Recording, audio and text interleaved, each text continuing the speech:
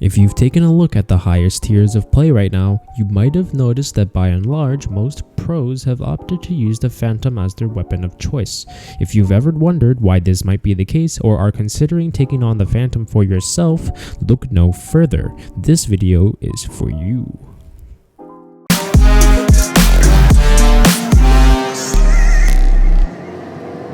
What's going on? Quatch Daddy here, giving you some more tips, tricks, and guides on all things Valorant so you too can clap your enemies. In this guide, I'll be going over what makes the Phantom good and why you should use it, proper usage scenarios and recommendations, and some advice for you to better be able to make the decision between buying the Phantom or the Vandal in your own games. For more sweet videos like this one, considering liking and subbing this video and respond with what you want to see next. It really helps me out so much, and you would be an extra chat gamer by doing so.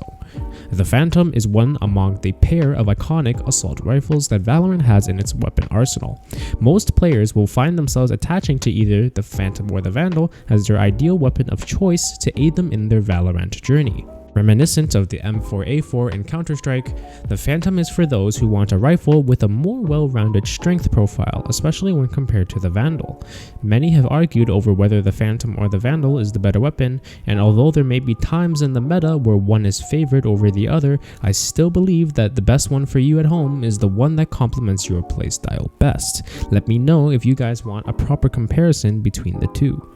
Let me provide you with a brief overview of the Phantom's defining characteristics and some relevant pros and cons.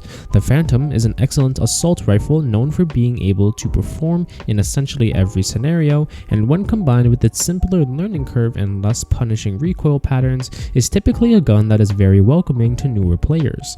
It is also paired with quieter shots than its Vandal counterpart. What makes the Phantom an excellent gun and a great rival to the Vandal was directly a result of the changes that Riot implemented to the gun in order to make it better than the Vandal in some scenarios. Remember how I said it was similar to the M4 in Counter-Strike? Well, in CSGO, the Vandal's equivalent, being the AK-47, was objectively the better gun.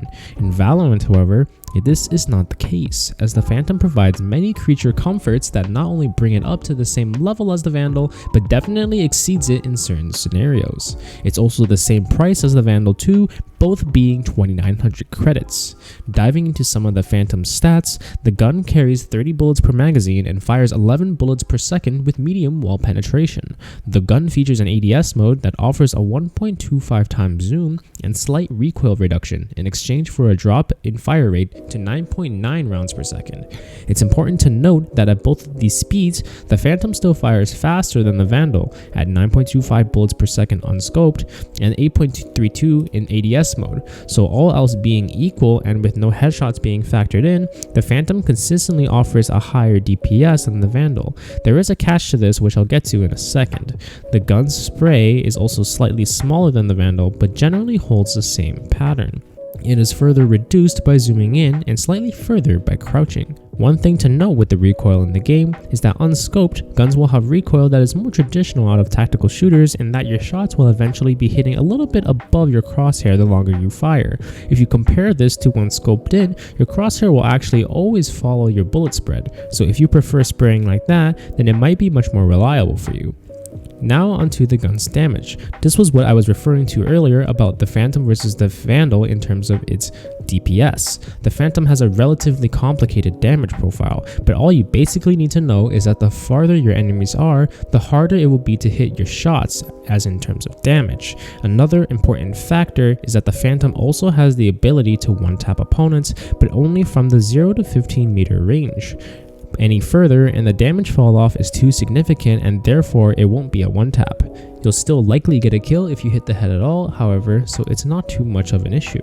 It just means that there can be situations at range where you can face a Vandal player and you actually lose a trade because you both headshot each other and you didn't have enough damage.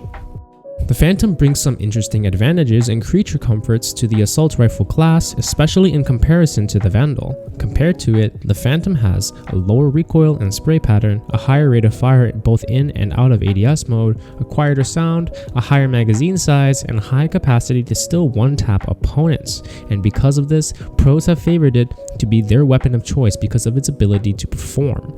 And to that, I would argue that yes, the Phantom can be better than the Vandal, especially when you play play your ranges a little bit closer. However, I do think that there are good times to buy both of these guns, and a good rule of thumb would be to buy the Phantom when you will be dealing with short to medium range engages in the round, and Vandal when you find yourself having to deal with medium to long range trades. This is because the Phantom is objectively better than the Vandal at 0 to 15 meters, but things get a little bit more complicated the farther you go. Unlike the Phantom, the Vandal has no damage falloff and therefore more consistency, especially in being able to one-tap from any range. This purchase decision will also vary depending on what map, agent, and scenario you'll be placing yourself in as well, so make sure to factor all of these things in when deciding between one or the other. Or if you simply prefer the playstyle of one of them, then you can definitely stick to either gun. Overall, Riot has done an excellent job adding little things that give the Phantom just enough edge to be a legitimate contender for the assault rifle of choice, and has made things very interesting for the overall community.